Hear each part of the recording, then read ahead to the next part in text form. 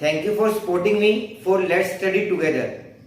आज मैं अपनी फोर्थ वीडियो शेयर कर रहा हूं। इसमें मैं आपको बताना चाहूंगा कि आप इसको जो 25 से 30 मिनट की वीडियो होती है, इसको आप 21st कॉपी की तरह यूज कीजिए। जो पीडीएफ मैं अपलोड करता हूं उसे डाउनलोड कर लीजिए और उसको अनोटेड कीजिए। अगर आप वर्किंग पर्सन हैं तो आपके लिए बहुत ज़्यादा यूजफुल रहेगा, क्योंकि जितने भी इसमें मैं डिस्कस कर रहा हूँ पीवाईक्यू और मस्ट रीड टॉपिक है। आप अपने नोट्स जो भी यूज कर रहे हैं, चाहे वो मैरो के हैं, चाहे वो प्रेप लेटर के हैं, चाहे डीबीएमसीआई से है या किसी भी प्लेटफॉर्म से, आप उनको यूज कीजिए। लेकिन आप डेली जो 20 से 25 क्वेश्चन क्विज के होते हैं जो टेलीग्राम चैनल पे हैं, और जो ये 10 से 12 टॉपिक जो हम डिस्कस करते हैं 20 से 25 मिनट में, इसको आप जरूर देखिए ताकि आप वो क्वेश्चन गलत ना करें जो सबके ठीक होते हैं। तो शुरू करते हैं आज की वीडियो का फर्स्ट टॉपिक है यूआईपी या एनआईपी, यूनिवर्सल इम्यूनाइजेशन प्लान और नेशनल इम्यूनाइजेशन प्लान। ये अपडेटेड प्लान ही आपके सामने अभी आपकी स्क्रीन पे आ रहा है। At birth BCG OPV 0 dose, hepatitis B की बर्थ डोज लगाएंगे। 6th वीक पे OPV first, pentavalent first, rota virus और एफआईपीवी और पीसीवी मतलब न्यूमोकोकल वायरस की फर्स्ट डोज लगेगी। जिन पे स्टार लगे हुए हैं ये कुछ स्टेट्स में हैं। और 10th वीक पे आएगा हमारा OPV 2, pentavalent 2, rota virus 2। 14th week पे ओपीवी 3, पेंटावेलेंट 3, रोटा 3 और आईपीवी की सेकेंड डोज और पीसीवी की सेकेंड डोज। 9th मंथ पे मेजर्स 1 या MR1, vitamin A, Japanese encephalitis की फर्स्ट डोज, पीसीवी का बूस्टर डोज, और साथ में लगेगी जो अभी न्यू इंट्रोड्यूस हुई है वो है IPv third dose. 16 to 24 month पे आएगा हमारा DPT first booster dose, OPV की बूस्टर डोज, मेजर्स या MR2 और जेई सेकेंड डोज। 5 और 6 एज पे लगाएंगे हम डीपीटी सेकेंड बूस्टर डोज। 10 और 16 पे हमारी लगेगी टीडी 10 और टीडी 16। यहाँ डीपीटी नहीं रहेगी, यहाँ सिर्फ टीडी हो जाएगा। ये टीटी नहीं है, टीडी है। प्रेग्नेंट वुमेन के लिए अर्ली इन प्रेगनेंसी पहले ट्राइमेस्टर में हमारा लगेगा TD1 और 4 वीक आफ्टर TD1 के बाद हमारा लगेगा TD2। और if pregnancy occur with in 3 year of last pregnancy and second dose were received, तो सिर्फ सेकेंड डोज दी जाएगी, फर्स्ट डोज उसमें नहीं लगेगी। ये क्वेश्चन आया हुआ है नीट में, एम्स में प्रेगनेंसी का कि विद इन 3 ईयर दोबारा अगर कंसीव करती है तो क्या 2 डोज लगेगी? नहीं, उसको एक सिंगल डोज लगेगी, सेकेंड डोज। इसके साथ साथ इसमें क्वेश्चन क्या आता है? इसमें क्वेश्चन आता है कि ओरल कौन कौन सी है, इंट्राडर्मल कौन सी है, सबक्यूटेनियस कौन सी है, आईएम कौन सी है। तो 2 ओरल है। एक तो नाम से पता चल रहा है आपको, OPV oral polio vaccine 2 drops देते हैं इसमें, 2 ड्रॉप्स। रोटा जो है रोटा वायरस, इसमें 5 ड्रॉप्स देते हैं, ये भी ओरल है। 2 इंट्राडर्मल है बीसीजी, ये लेफ्ट डेल्टोइड पे लगती है, और आईपीवी इसकी 3 डोज लगती है। फर्स्ट और सेकंड डोज है राइट डेल्टोइड पे और थर्ड डोज है लेफ्ट डेल्टोइड पे। ये आप सब नोट कर लीजिए।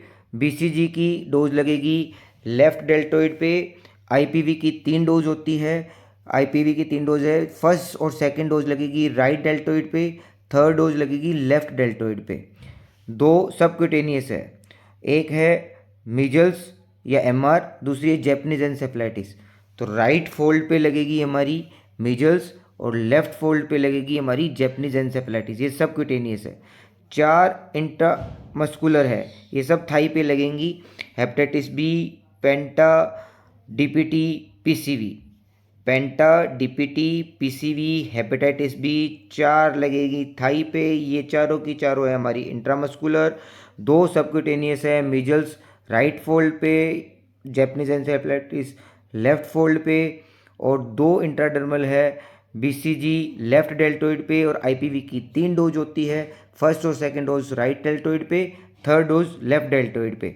और 2 ओरल है, ओपीवी की 2 ड्रॉप्स और रोटा की 5 ड्रॉप्स। इसके साथ क्वेश्चन पूछते हैं इसके एडवर्स इफेक्ट। तो जो हाईलाइटेड है आपको वो ही आप याद रख लें तो वो बहुत है। एक तो इंटरसेप्शन का जो है रोटा वायरस के साथ आता है रोटावैक का, कि इंटरसेप्शन किससे होगा, रोटा वायरस से। ओपीवी से वैक्सीन एसोसिएटेड पैरालिटिक पोलियो, ये आप याद कर सकते हैं, स्क्रीन पे है। और एक क्वेश्चन आता है आईएनआईसीटी में, कौन सी एज तक कौन सा वैक्सीन लग सकता है, किस एज तक कौन सा वैक्सीन लग सकता है। तो टिल 1 ईयर बीसीजी, पेंटावेलेंट, रोटा, आईपीवी, पीसीवी।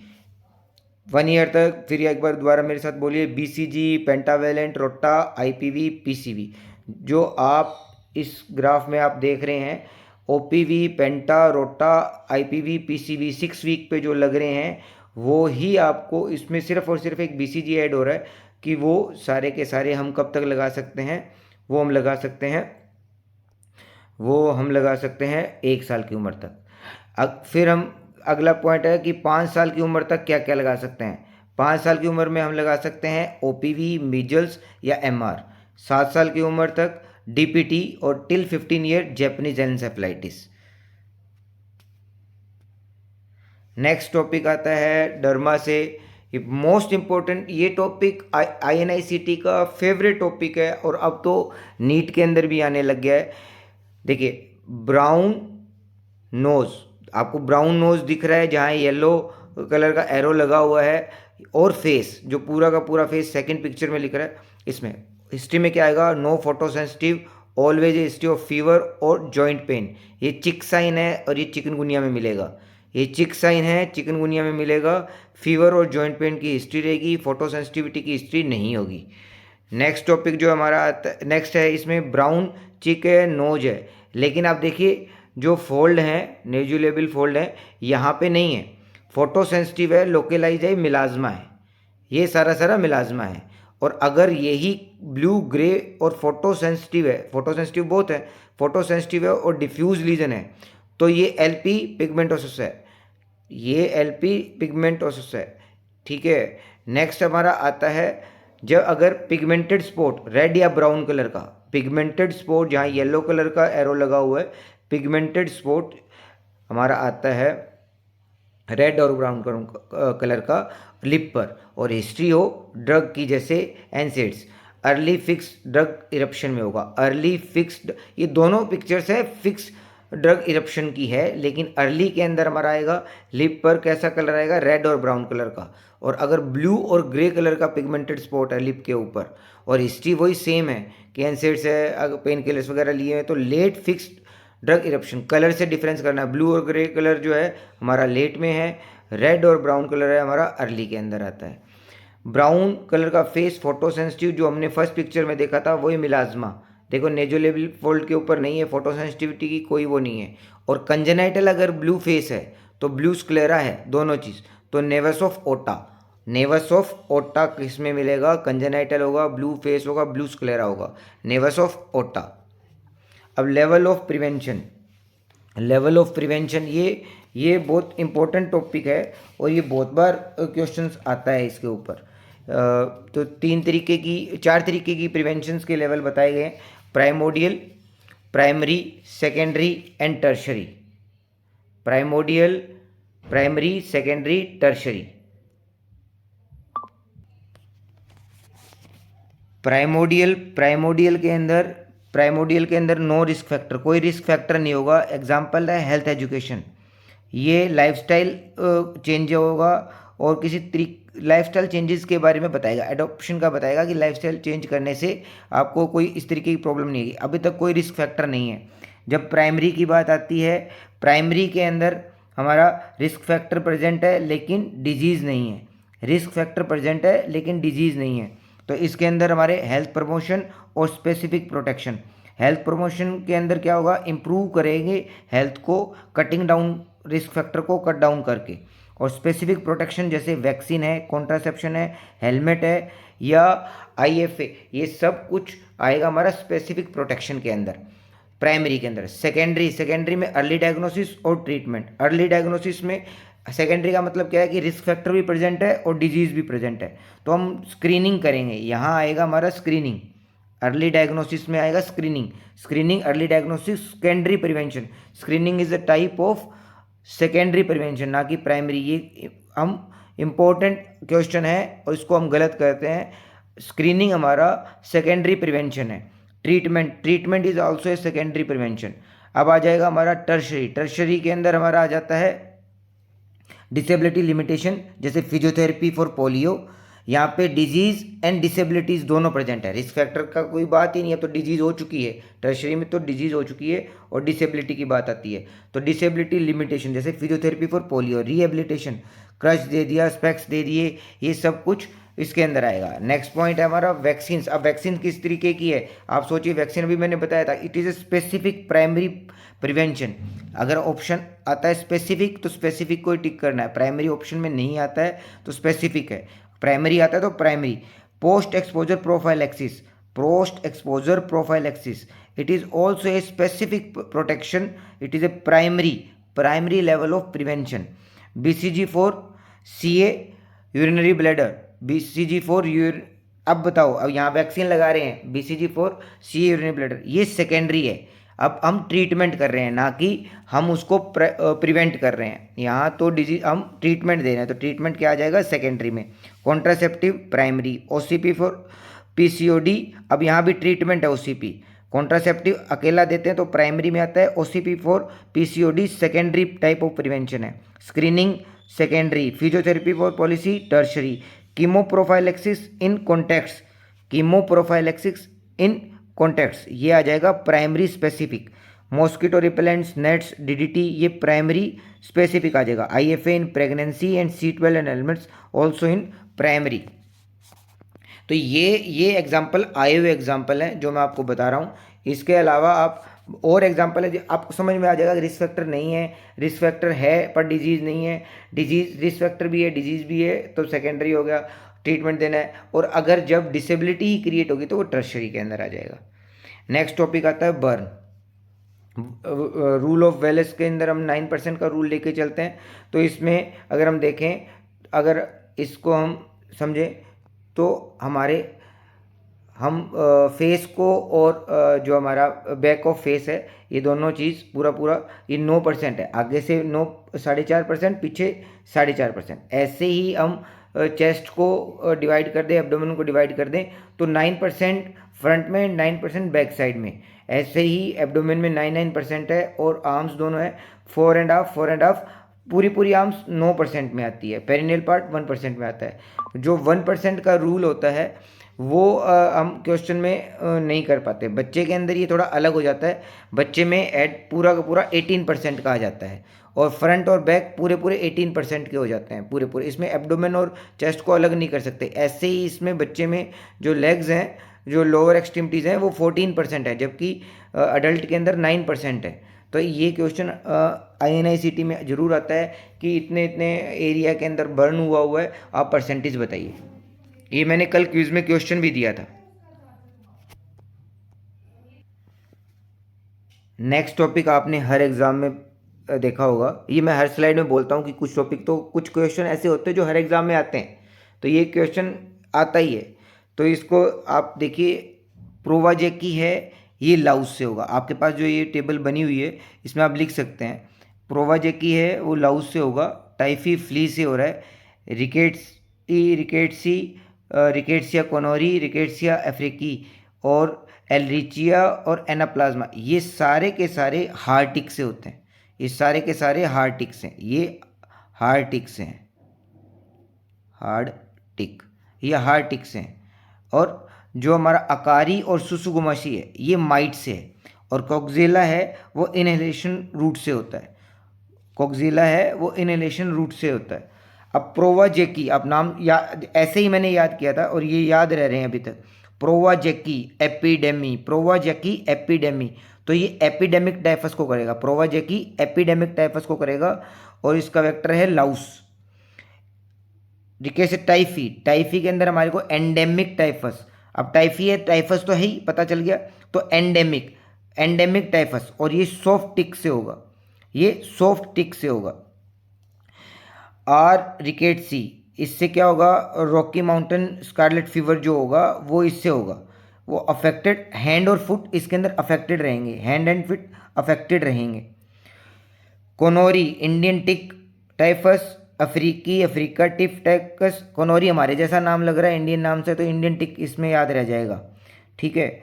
और जो हमारे एलरिचिया और एनाप्लाज्मा, एलरिचिया के अंदर हम एक निमोनिक याद कर सकते हैं, गेम, जी ए का मतलब है ग्रेनुलोसाइट, किसमें, एनाप्लाज्मा, जी ए है granulocyte anaplasma, M monocyte involve है ehrlichia, monocyte cell affected, question आता है कौन सी सेल अफेक्टेड रहती है, मोनोसाइट अफेक्टेड रहेगी एलरिचिया से, ग्रेनुलोसाइट अफेक्टेड रहेगी एनाप्लाज्मा से। अकारी पोक्स। अब आता है सुसुगमासी, तो इसका पिक्चर ही ऐसी समझ में आती है कि ये कोई स्क्रब टाइफस होगा, कोई साफ करने वाला स्क्रब जो यूज़ करते हैं वैसा होगा, तो ये स्क्रब टाइफस है, सुसुगमासी स्क्रब टाइफस। कोक्जिला से क्यू फीवर होगी, इनहेलेशनल रूट, पहले इसको कहते थे ये सॉफ्ट टिक से होता है, लेकिन ये इससे नहीं होता। हैंड एंड फिट इन्वॉल्वमेंट जो हमारा रहता है वो हमारे दो, एक याद करने, एक क्या है कि हैंड एंड फिट, इसमें कोई भी क्वेश्चन में हैंड एंड फिट आ रहा है तो रॉकी माउंटेन स्कारलेट फीवर है, और रिकेट्सी उसका आंसर होगा, और ये फ्ली से होता है, फ्ली से। अब ये जो पिक्चर्स हैं, फर्स्ट पिक्चर जो आ रही है आपके सामने, फर्स्ट पिक्चर हमारी फ्ली की है, फ्ली है ये एंडेमिक टाइफस और प्लेग, फ्ली की पिक्चर है, एंडेमिक टाइफस और प्लेग। अब सॉफ्टिक आ रहा है अगला पिक्चर, और हार्टिक जो लिखा ही हुआ है। अब हार्टिक में आप देख रहे हैं इसमें हेड प्रेजेंट है, जबकि सॉफ्टिक में हेड प्रेजेंट नहीं है, बिल्कुल गोल है, ये कोई हेड प्रेजेंट नहीं है।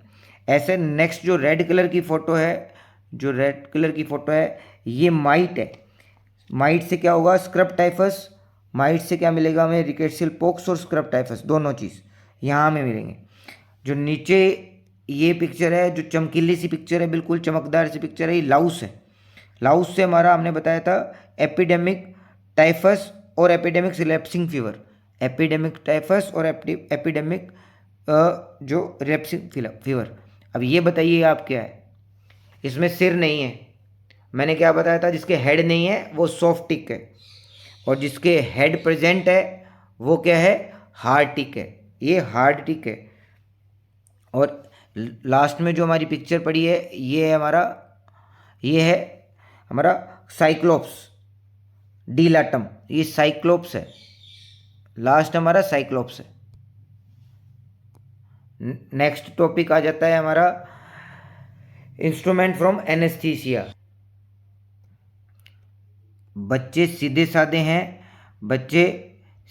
हैं तो उसके अंदर हमारा आ जाएगा मिलर, ये हमारी ब्लेड यूज़ करेंगे हम, मिलर, ये ब्लेड यूज़ हो रही है हमारी मिलर, ये किस चीज़ की ब्लेड है, ये हमारी क्या इंस्ट्रूमेंट है बताइए आप,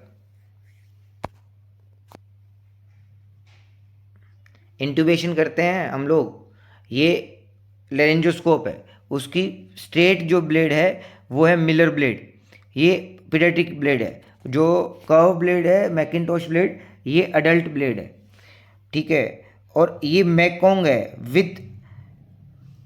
ये मैकोय है, ये वाला जो है ये मैकोय टाइप है, इसको बोलते हैं मैकोय, ठीक है। इसमें क्वेश्चन क्या आता है, INICT में फोटो से क्वेश्चन नहीं आता, उसमें आता है कि इसको यूज़ कौन से हैंड से करते हैं। इसको आप चाहे इधर राइट हैंडेड है या लेफ्ट हैंडेड है, आप इसको हमेशा लेफ्ट हैंड से यूज़ करेंगे, और इन जो है राइट साइड ऑफ माउथ से इसको एंटर कराएंगे, और फॉरवर्ड एंड, आप आगे बढ़ना चाहते हैं ना, हमेशा फॉरवर्ड एंड अपवर्ड, हमेशा फॉरवर्ड एंड अपवर्ड मूवमेंट करेंगे। तो मोस्ट कॉमन इंजरी भी कहाँ होगी, अपर सेंट्रल इंसाइजर इंजर्ड रहेंगे। तो इसका क्वेश्चन देखिए, समझिए कि हम लेरेंजोस्कोप को हमेशा जो है लेफ्ट हैंड में होल्ड करेंगे, राइट साइड ऑफ माउथ से एंट्री कराएंगे, और फॉरवर्ड और अपवर्ड मूवमेंट कराएंगे, जिससे अपर सेंट्रल इंसाइजर इंजर्ड रहेंगे। नेक्स्ट पॉइंट जो हमारा है, ये है हमारा बोगी या बोई, ये है हमारा स्टीलेट। अब ये दो नीडल्स आती हैं हमारे पास हमेशा क्वेश्चन में, ये दो नीडल्स कौन कौन सी है, पहली जिसके ब्लैक टॉप लगा हुआ है और फेलेंजिस नहीं है, जो ब्लैक कलर की है जिसके फेलेंजिस नहीं है, और एक है पिंक कलर की जिसकी फेलेंजिस हैं। जो फेलेंजिस हैं ये है एपिड्यूरल नीडल या थोई नीडल, जिसके फेलेंजिस पड़े हैं ना, ये दोनों, ये फेलेंजिस पड़े हैं, ये वाले ये फेलेंजिस हैं, ये दोनों, ये एपिड्यूरल नीडल या थोई नीडल। और जो विदाउट फेलेंजिस हैं ये हमारी है लंबर पंक्चर नीडल। अब लंबर पंक्चर नीडल में क्वेश्चन आता है कि ये स्पाइनल नीडल है, स्पाइनल नीडल में क्या क्या स्किन हम जो पंक्चर करते हैं तो कहाँ कहाँ तक जाएंगे। तो हम सबसे पहले स्किन को रप्चर करेंगे, फिर सबक्यूटेनियस फैट को करेंगे, फिर हमारा सुप्रा स्पाइनेटस, इंफ्रा स्पाइनेटस, फिर लिगामेंटम फ्लेवम, फिर ड्यूरा, फिर एर्कनोइड। यहाँ उसके बाद एर्कनोइड से जस्ट अंदर एंटर करते ही हम लंबर पंक्चर होएगा, इसको लंबर पंक्चर बोलते हैं। Skin, subcutaneous fat, supraspinatus, interspinatus, ligamentum flavum, dura, arachnoid. Next, पिछले में हमने रेडियल और अल्नर नर्व हमने डिस्कस कर ली है। अब नर्व है हमारी मीडियन नर्व। मीडियन नर्व की जो हमारी रूट वैल्यू होती है C5, C6, C7, C8, T1, same radial nerve वाली हमारी रूट वैल्यू रहेगी। इसके अंदर हम दो इंजरीज को मेन लेके चलते हैं। पहली बात ये समझिए कि अगर मीडियन नर्व में कहीं भी इंजरी हो रही है तो एप्थम डिफॉर्मिटीज हमें मिलेगी। आप एक्जिला में, आप रेडियल ग्रूव पे, और आप अगर जो हमारा बिल्कुल lower and median nerve injury है, जैसे यहाँ पे भी अगर इंजरी हो रही है तो भी हमें क्या मिलेगा, एप्थम डिफॉर्मिटीज तो हमें मिलेगी। एप्थम डिफॉर्मिटीज क्यों मिलेगी, ओपोनेंस पॉलिसिस इन्वॉल्व रहेगा ही रहेगा, चाहे कहीं भी इंजरी हो जाए। अब हम हाई इंजरी की बात करते हैं तो एप्थम डिफॉर्मिटीज मिलेगी, जो थिनार मसल्स हैं वो हमारी उसकी एट्रोफी मिलेगी। साथ के साथ में हैंड ऑफ बेनेडिक्ट या पॉइंटिंग इंडेक्स फिंगर मिलेगा वाइल मेकिंग फिस्ट। जब हम फिस्ट बनाएंगे, जैसे ही हम अगर किसी को हाई एंड पे इंजरी हो रखी है मीडियन नर्व की, तो अगर जैसे ही उसको फिस्ट बनाने का बोला जाता है तो इंडेक्स फिंगर या मिडिल फिंगर दोनों बिल्कुल स्ट्रेट रह जाती है। वो जैसा आप इस पिक्चर में देख रहे हैं, ये हमारा है बेनेडिक्शन, हैंड ऑफ बेनेडिक्शन और पॉइंटिंग फिंगर। ये एक या दोनों उंगली, अगर हो सकता है कि किसी में ये सिर्फ इंडेक्स फिंगर में मिले और किसी में ये दोनों के अंदर मिले। और ये दूसरा क्या है, अगर हमारी लो एंड इंजरी है, अगर हमारी इंजरी यहाँ हो रही है लो एंड पे हो रही है तो कंपार्टमेंट सिंड्रोम मिलेगा, एप्थम डिफॉर्मिटीज मिलेगी, लेकिन इंडेक्स फिंगर पॉइंटिंग का नहीं मिलेगा, लेकिन पॉइंटिंग इंडेक्स फिंगर नहीं मिलेगी।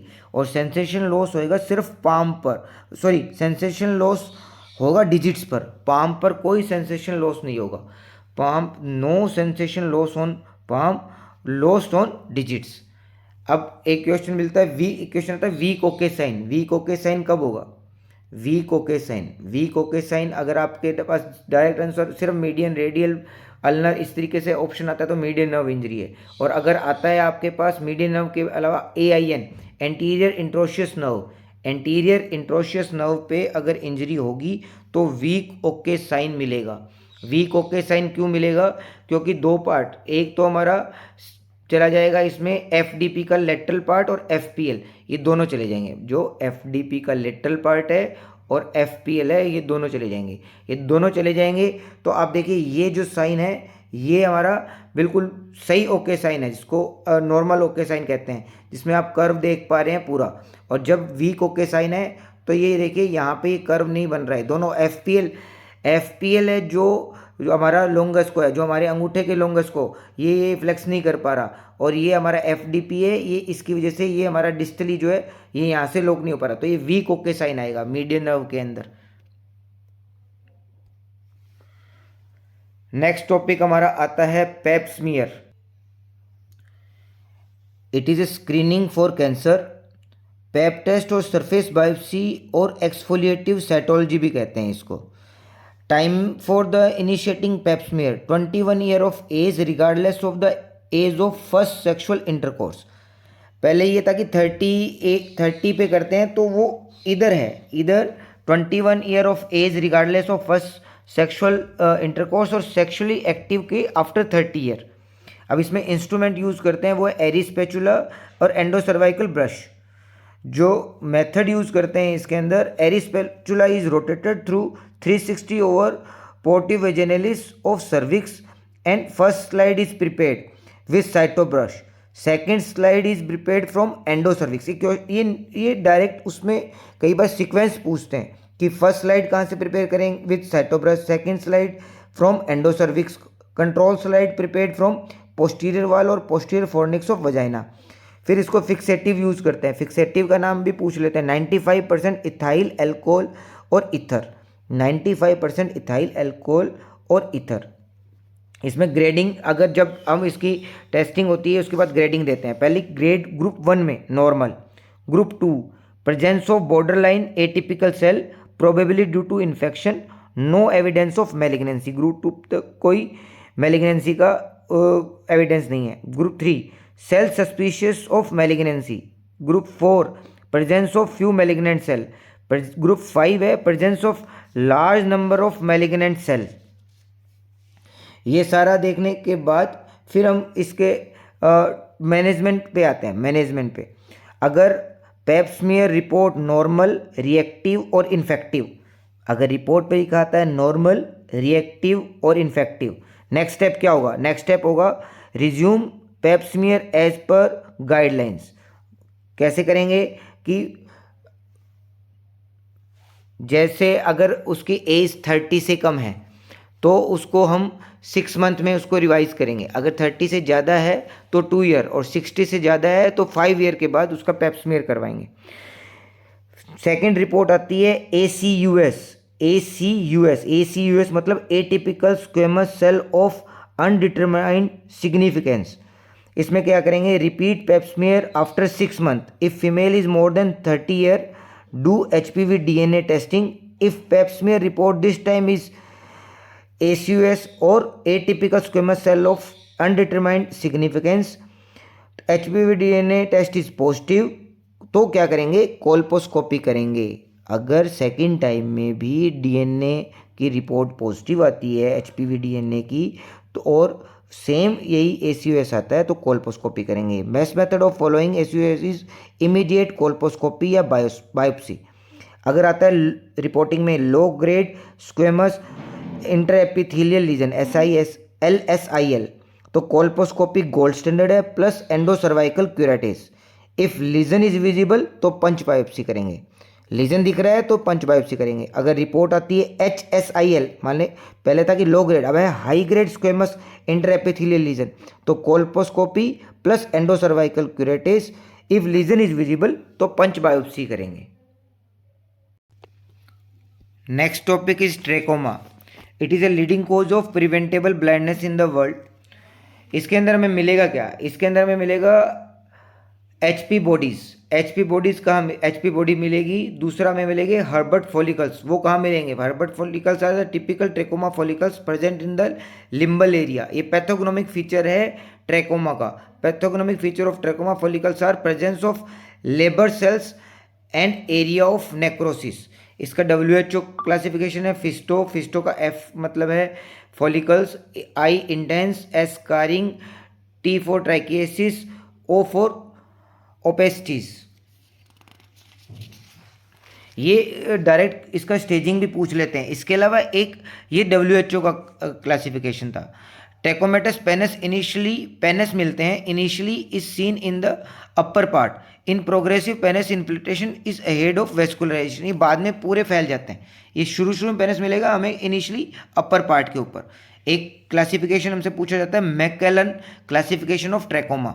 स्टेज 1, स्टेज 2, स्टेज 3 और स्टेज 4। स्टेज 1 है incipient trachoma, hyperaemia of upper palpebral conjunctiva with immature follicles, और establish trachoma stage 2, mature follicles मिलेंगे इसमें हमें। स्टेज 3 सिकेट्राइजिंग मिलेगा ट्रेकोमा, इसमें कंजक्टिवल स्कारिंग होगी और हर्बर्ट पीट मिलेंगे। और स्टेज 4 है स्टेज ऑफ सिक्वेले। कल क्वेश्चन मैंने उसमें अपने क्विज में भी पूछा था, सेफ स्ट्रेटेजी किसके लिए यूज़ करते हैं? ट्रेकोमा के लिए। उसमें S फॉर सर्जरी है। It is A tertiary prevention. अभी हमने पढ़ा था किस तरीके की प्रिवेंशन है। Surgery is a tertiary prevention. Antibiotic use is a second, अब ट्रीटमेंट कर रहे हैं, सेकेंडरी प्रिवेंशन। फेशियल हाइजीन हमारी है प्राइमरी प्रिवेंशन, और एनवायरमेंटल चेंजेस हम एजुकेशन दे रहे हैं वो प्राइमोडियल प्रिवेंशन है। तो इसमें 2, 3, 4, 5 क्वेश्चन बन गए हैं आप ट्रेकोमा की इन 2 स्लाइड से। नेक्स्ट टॉपिक है हमारा compartment syndrome.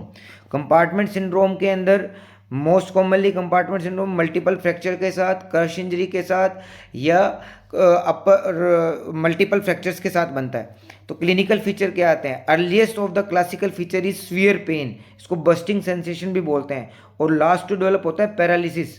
Paralysis last to develop है, और अर्लीस्ट है pain. Pulselessness not a reliable indicator. Pulselessness इसका रिलायबल इंडिकेटर नहीं है। अब हमारा आता है कि ट्रीटमेंट, क्वेश्चन में हमारा आता है कि ट्रीटमेंट में क्या करना है। तो फेशियोटमी इज द लास्ट। सबसे पहले तो हम कास्ट या बैंडेज जो भी लगा रखा है उसको हटाएंगे ताकि वो प्रेशर कम हो, रिलीज हो। उसके बाद प्रेशर रिलीज नहीं हो रहा है तो प्रेशर रिलीज करने के लिए फेशियोटमी करते हैं, फेशियोटमी करते हैं और ओपन रखते हैं 2 दिन तक वूंड को, ताकि कोई नेक्रोसिस है या कुछ हो रहा है तो उसको क्लीन कर दिया जाए।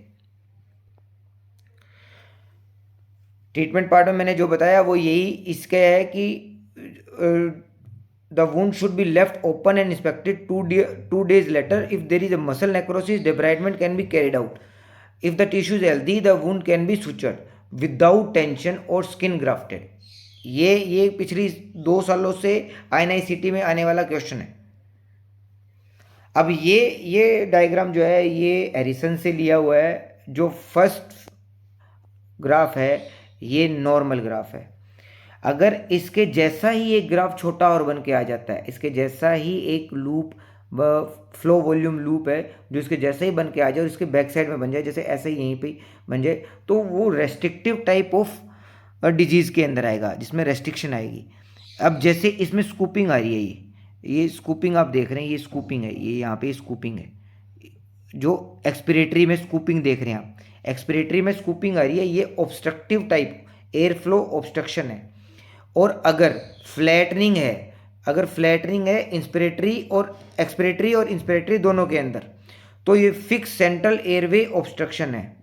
फिक्स सेंट्रल एयरवे ऑब्स्ट्रक्शन है इधर अबव और बिलो द थोरेसिक इनलेट, ठीक है। और अगर सिर्फ और सिर्फ इंस्पिरेटरी के अंदर हमें फ्लैट लाइन दिखती है, तो इंस्पिरेटरी के अंदर हमें फ्लैट लाइन दिखती है, तो ये एक्स्ट्रा थोरेसिक हमारी ऑब्स्ट्रक्शंस है थोरेसिक वाल में। और अगर हमारा ये दिखता है हमें एक्सपिरेटरी में हमें फ्लैट लाइन दिख रही है, तो ये इंस्पिरेटरी जो जैसे कोई ट्यूमर है हमारे, तो उसकी वजह से ये रहेगा। ये ग्राफ डायरेक्ट आते हैं, डायरेक्ट ग्राफ का पूछा जाता है। ये इस साल क्वेश्चन आया था हमारा INICT के अंदर, ये क्वेश्चन आया था। फिक्स सेंट्रल एयरवे ऑब्स्ट्रक्शन, दोनों फ्लैट लाइन थी। डायरेक्ट हिस्टोलॉजी क्वेश्चन आते हैं, ये डायग्राम दिया होता है, हमें पता होता है कि ये क्या है, पूछा जाता है। तो इसमें अगर वो बता देते हैं कि लिम्फ नोड की है, तो कोर्टेक्स जो पार्ट है जिसको इसमें हमने हाईलाइट भी कर रखा है, कोर्टेक्स और मेडुला, ठीक है। और इसमें पैराकोर्टेक्स पूछा जाता है और कैप्सूल, ये जो रेड कलर का पार्ट है ये कैप्सूल है, वाइट जो दिख रहा है ये साइनस है, और ये ट्रेबिकुली बनी हुई है, इनके बीच में जो रेड कलर की ट्रेबिकुली दिख रही है आपको। तो बी लिम्फोसाइट्स कहाँ मिलेंगे? बी लिम्फोसाइट जो मिलेंगे हमारा ये जो लाइट कलर का जहाँ पे हमें दिख रहा है, ये लाइट कलर का, जहाँ ये लाइट कलर का दिख रहा है यहाँ बी लिम्फोसाइट्स, और यहाँ डार्क कलर का दिख रहा है यहाँ हमें पैराकोर्टेक्स में टी लिम्फोसाइट्स मिलेंगे। ये लिम्फ नोड है। सेम ऐसी ही एक फोटो आती है, ये पैलेटाइन टॉन्सिल, इसमें हमें क्रिप्स मिलेगा। पैलेटाइन टॉन्सिल में टॉन्सिलर क्रिप्स है और स्ट्रेटिफाइड स्क्वेमस, इसके एपिथेलियम पूछते हैं, ये स्ट्रेटिफाइड स्क्वेमस एपिथेलियम है, ठीक है। और इसी के बीच में लिम्फेटिक नोड्यूल्स भी बने हुए हैं। ये बार बार आप पिक्चर्स देखेंगे आपको याद भी हो जाएगा। Thank you. Subscribe and like. PDF available है टेलीग्राम चैनल पे।